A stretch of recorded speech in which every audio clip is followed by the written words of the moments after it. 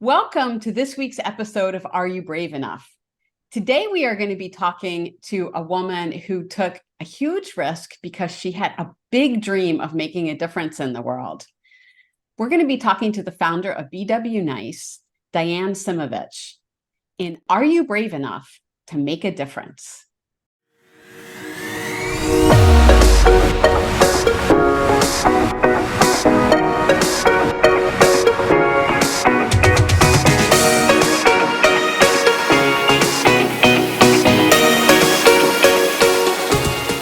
Diane Simovich is the founder and president of BW Nice, Business Women Networking Involving Charity and Education, a unique women's networking organization established in April of 2009 in Central New Jersey.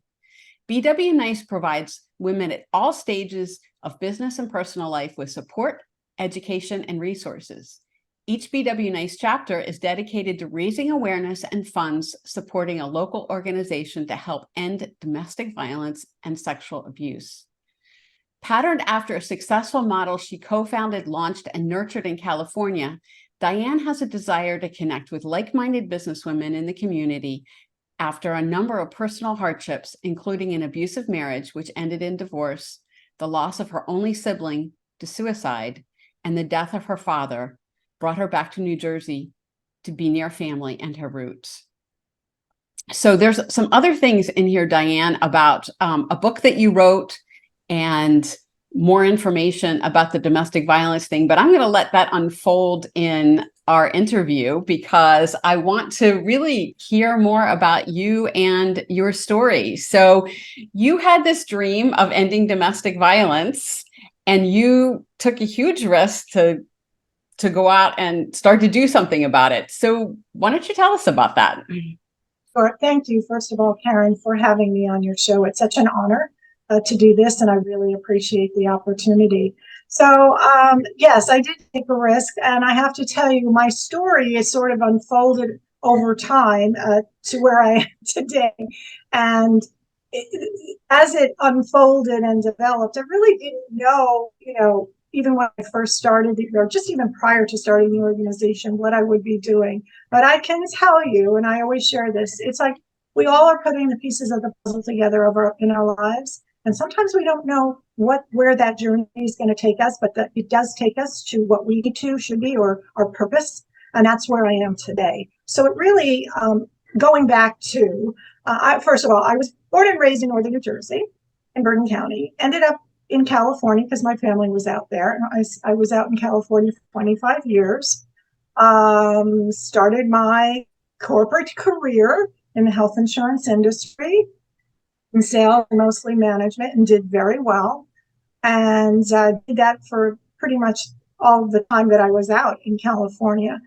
And I was involved in women's initiatives. I was something that in our industry many years ago, we've talked about this at our meetings and such, not a lot of women were in my industry. More were coming in. Women were actually starting businesses.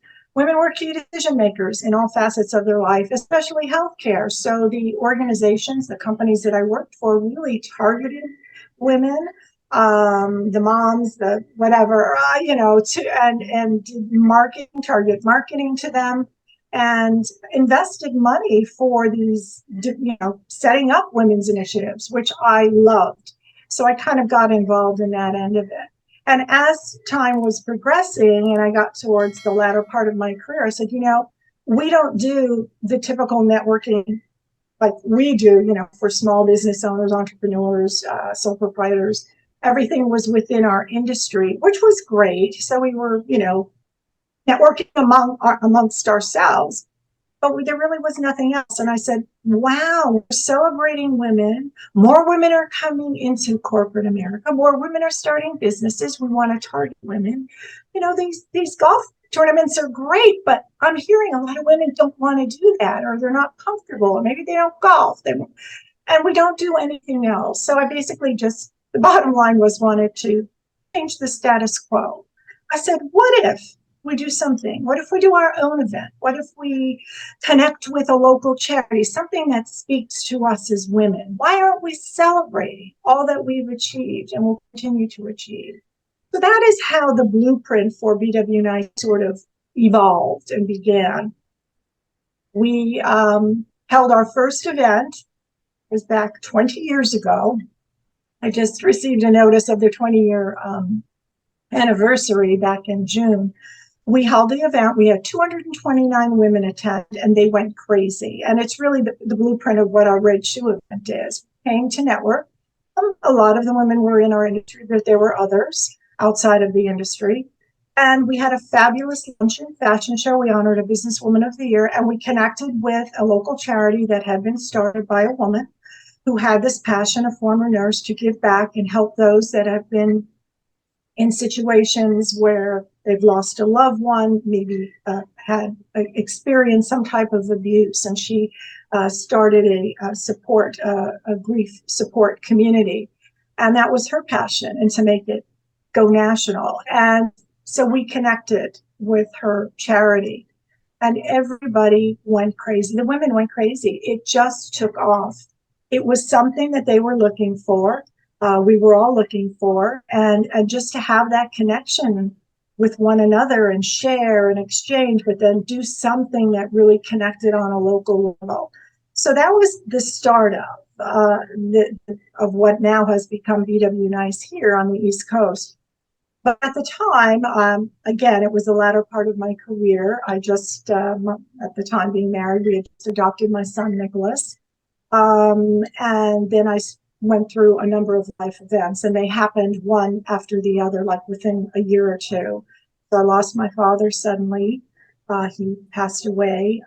Within less than 2 years, I lost my only sibling, who I adored, my older brother, to suicide, which was a horrible shock. And then in 2 years, less than 2 years, I went through a divorce after being married for 13, 14 years. And that was one of my epiphanies, to realize that I was in an emotionally and verbally abusive relationship.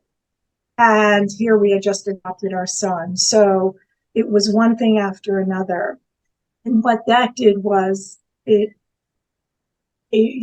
opened up my eyes to all these things. My world was changing. And I also was no longer in corporate. I had stepped down because of my son, who had some learning disabilities, and he really needed attention. And I was doing consulting work part-time.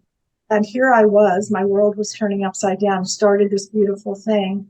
And I realized, oh my gosh, what am I going to do? But it opened up another door that I never thought would open up, and that was moving back east. And prior to that, they say never say never. I said, I'm never moving back. I love going to visit, but I'll never move back. Yeah. And the minute we say never is exactly when whatever we say never to happens, right? And I also said, I'm never getting divorced. I would tell myself, I can't have to stay in this marriage. I told myself that. And then things happened. So what happened was, after everything came out about my marriage and what I was going through, and that was another journey unto itself that took a year. It was unbelievable. That I focused on. I decided, and my family and friends from the East Coast said, you need to move. You need to come back to your roots. And I never thought of that. And again, just another enlightenment, epiphany, call it what you will. I said, I need to go home.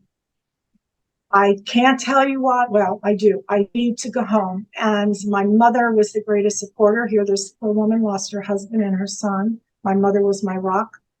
And she was close to 80 years old in good health, but she completely supported it. My therapist, my community, my friends, my family. So here I made this decision, huge decision. I need to get back peace. I need to go home and build a better life for my son and reconnect with my family and cousins.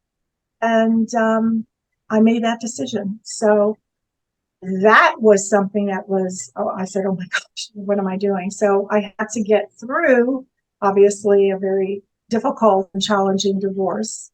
It took about a year, and then I was able to move forward. But when I made that decision, my board, after starting and creating this celebration of women in business and this whole blueprint, said to me, their parting words. If you do nothing else, Diane, you need to start this back in New Jersey. This is just too good. You cannot let this go.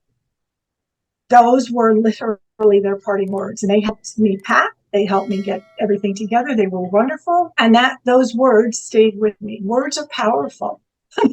Words are very powerful. And the other thing that's very powerful that I hear woven in your story is when we are taking big risks and we're making big changes, having the right support, having a good support network is so important. And I love that not only have you created that for other women and other people, but I love that it's come back to you and you've had that kind of support in your life too. Absolutely. And yes, it's critically important. So with that, after a long, long journey, we came back. I came back with my mother and my son and settled in Hunterdon County in Highbridge and reinventing myself at age 50, not really knowing what I'm going to do because I'm no longer in corporate, right? I'm no Yeah. and trying to get my son settled. And my mother got settled. She does not, she's volunteering, she's active, and again, very supportive. And she was living with me. I felt that was the right thing to do at the time. And starting over. But those words, those parting words from my board stuck in my head and they never left. And sometimes you don't know how you're going to do things. I don't think you necessarily need to know every step.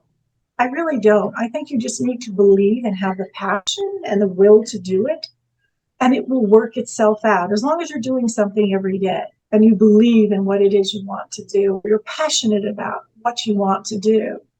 You just have to take it, one step at a time. Yeah, and I love that. Because I would and you've heard me talk about risk taking. And one of the things I always say is trust, right? Trust yourself and trust that the universe or the energy in the world, or however you look at that, is going to respond. And that's exactly what you're saying. When you take one step forward, you have the passion, you have the belief, you're on the right path. You just take the step forward, even if you don't know what all the steps are. It's amazing what shows up in your life to make the rest of those steps easy. Right. It's putting it out there. It's like you say, put it out to the universe, express yourself, talk about what it is you want. And that's what I ended up doing when we came back. I talked about this vision. I want to get this started. I don't know how. I mean, what's the first thing we do? We find a place to get our hair done or our nails or, at the grocery store or a neighbor. And I'm sharing this story. I don't even know who I'm sharing it with, just everybody. And saying, but this is what I want to do. And one thing led to another. Now, it took almost a couple of years. And finally, my friend, Joe, we all talk about Joe Dispenza, who lived in town with me. Our sons went to school together. It's a very small town. I was doing some work with him on the insurance side. He's a financial planner, wonderful man. And he said, I'll help you. I'll help you. What a great idea you have. That's awesome. He helped me. So I launched the first, meeting. We put it out, had 51 women attend at Beaverbrook Country Club. And I just shared my story and the idea and the concept of what I wanted to do. And they loved it. They said, this is amazing. What we didn't know was exactly what the cause or the specific mission would be. But I said, we're going to figure that out because there are so many causes and so many things that we could be doing. And that was when we had another epiphany, as I say, or just unbelievable moment. I set up the 501c3 BW Nice Inc. because I knew I wanted to do these charity events. That was really important. And then I said, I'll circle back and we'll start building the organization itself and talk about how we'll structure it and membership. But I really wanted that 501c3. So at our first board meeting, I think it was the first or second board meeting we had, we're having a discussion about charities and how we should position ourselves. And I was talking about what I was doing in California and the importance of the work we're going to do. And I said, this is going to be part of this organization. The model will be networking with the charitable component. And one of the women just opened up and said, you know what? I have a story to share. And it was about her domestic violence situation from 20 years prior in a marriage. And it was horrible. and she shared her story. And she said, I was involved in domestic violence. And I said, just again, hit me like a light bulb. I said, well, you know what? I've never shared, but I have two. And I have a story. I actually have two stories from two failed marriages due to domestic violence. And for the first time, I opened up about my stories. And I said, so how many of you here at this table have a story? Everyone raised their hand. And it was at that moment I said, we have found our mission. And I never looked back. I said, I will delve in. And starting here in New Jersey, find every agency, how the agencies are structured in New Jersey, what's happening with domestic violence, how it's being addressed. And it was unbelievable. I never dreamed, and I just couldn't believe what happened. Well, that sort of opened up the floodgates as we started to have meetings and talked about what our mission was and drafted the mission and the vision that we were taking on domestic violence. And I can't tell you, Karen, how many women came forward and said, oh my gosh, thank you for sharing. I have a story.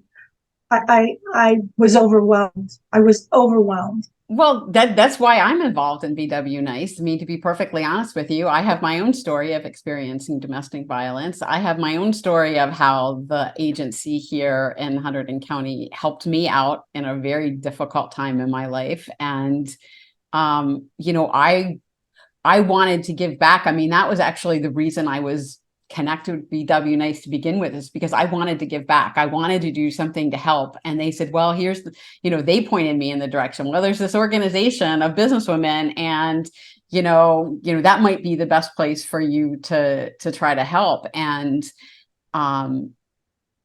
so, that's actually the real reason I joined BW Nice. Now, the networking and the connections and the wonderful women that I've met in the organization since then has been just phenomenal. And to your point, it's wonderful to have that support, right? It's a very supportive community, which is, I just love that. And I know that's a lot because of your spirit and the fact that we're there for a reason. It's more than just networking. We're there for a reason too. And a lot of people are very passionate about the domestic violence piece because it's horrible. And it's amazing how many women experience it. Yes. And it's an epidemic in our country. It's actually an epidemic globally, and it impacts women and men and children, all of us, and our teens and our young adults. But it's truly a woman's issue. 1 out of 3 women will be impacted by domestic violence in their lifetime here in the United States. That's unacceptable. And the statistics for young adults, for youth, is just as bad. It's just awful. And, I felt, so compelled because, just at a table of board members and they all raised their hand. That was so telling, and it is important. And so I made that commitment. But what BW Nice has done for me is help me put those pieces of the puzzle again together in the experiences in my life that I had suppressed all those years. And if I hadn't done this, I don't know where I would be or if I would have ever shared. It opened up, I share this story as well. So in the course of setting up chapters a few years ago, when we set up the Middlesex County chapter, and I was having a meeting with the executive director, Phyllis Adams, and their development director, I started crying in the middle of the meeting out of nowhere. And I stopped and I said, Phyllis, I am so sorry. I'm compelled to share something with you, and I have to do it right now. I don't know where this came from. And I said, when I was a child growing up in New Jersey, about 4 years old, our neighbors had 4 sons, and the oldest son would babysit for my brother and I. And he sexually abused me. And he would tell me to sit quiet, and he'd, be a good girl, and, you can watch TV, you can have ice cream. And this was repeated. And I was so afraid to tell my parents. I didn't want to burden them. And I told no one, until 56 years later, I shared for the first time with Phyllis Adams at Women Aware. She got up and went into her office and brought me this beautiful paperweight. And she said, I want you to have this. And please know what you're doing with this organization. You're helping others, but you're also helping and healing. It's healing for yourself. So this is a wonderful thing. I never I don't know. It just came out. And I said, I have to be authentic with this organization. We're having others share their stories and come forward if they want. And I wanted to be authentic too. And she'd say, oh my gosh, it's okay. I'm okay. But these are my stories. And that has helped me in terms of healing and, letting this out and just coming forward and being able to share and say, no, it doesn't define me. I'm a survivor. I'm a thriver. And this is good. And if we can help others find their voice, we're doing a really good thing. Yeah, absolutely. Because I mean, you quoted the statistic that says 1 in 3 women will experience it. But I mean, to me, that even seems low. Because so many people, women you talk to have stories, and a lot of us don't feel comfortable sharing it. Right. It's not something that you really want to talk about for a lot of different reasons.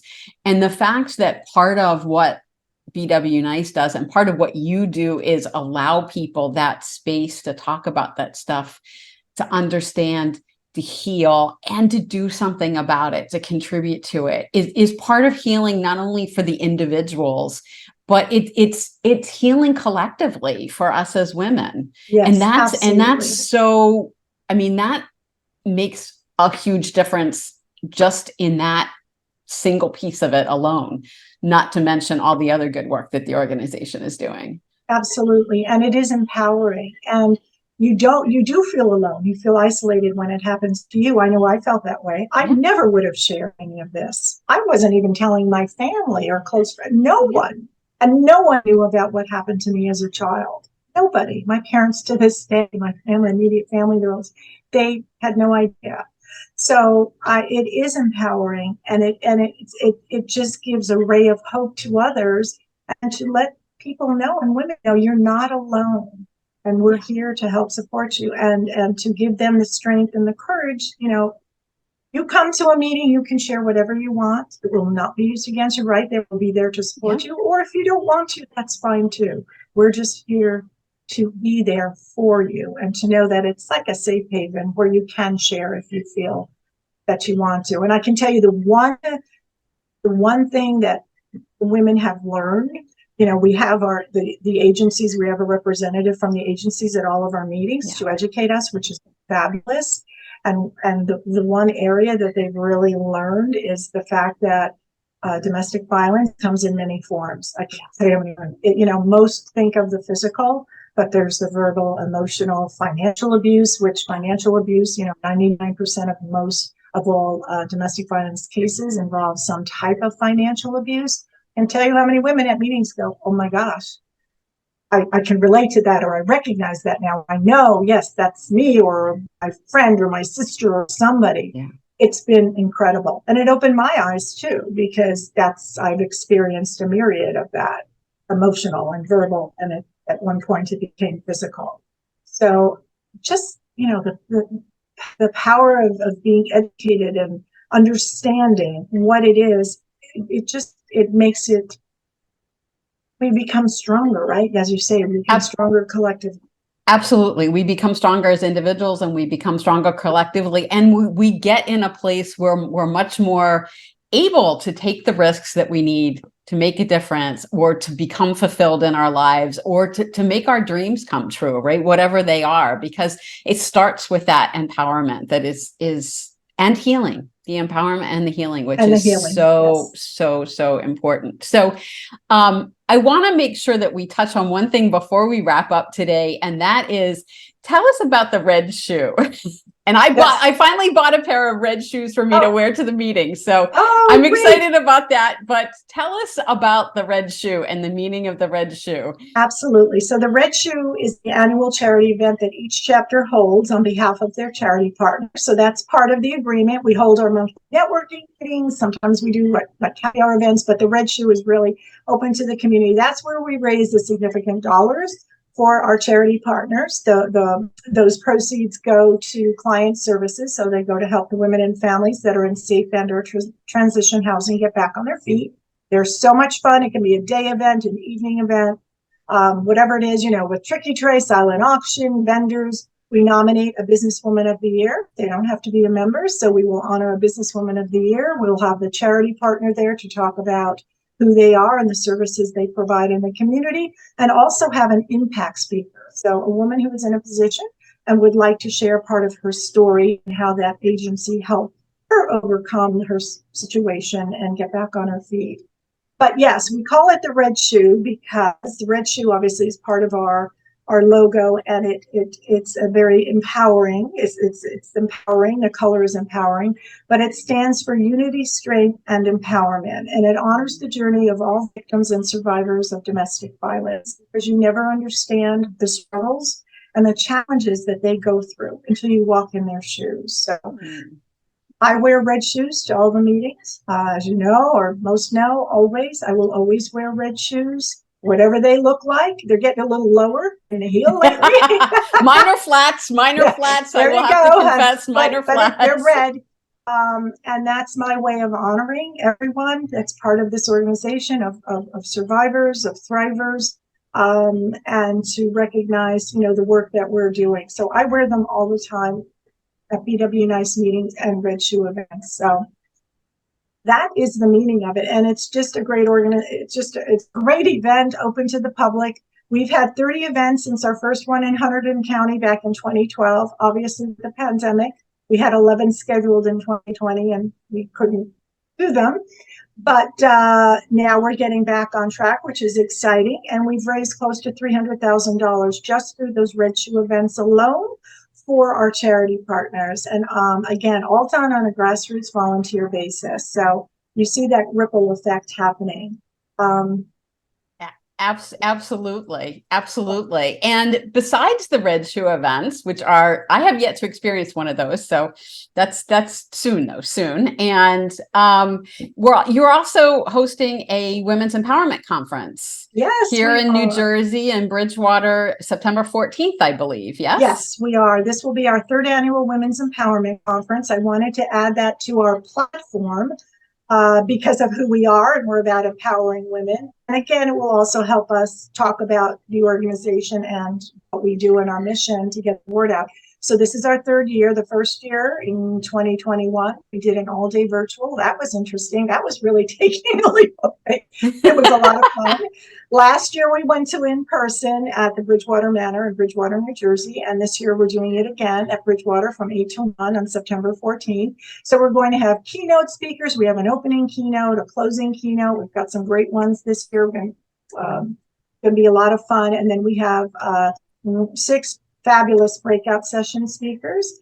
Our theme this year is limitless possibilities. So anything is possible. If you believe it, you can achieve it and what you want to do. So it's going to be another great event, and we look forward to seeing women from all over. It's open to members and guests, and it's going to be a fabulous morning.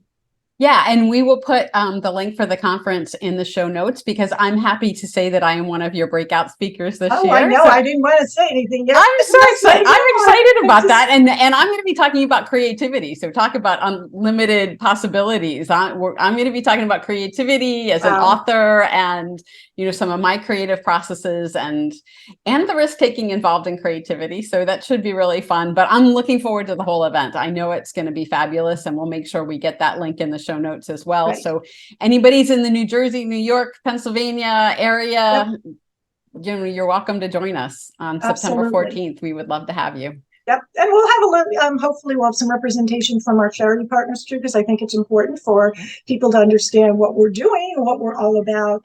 And who knows, you never know who you might be helping as well.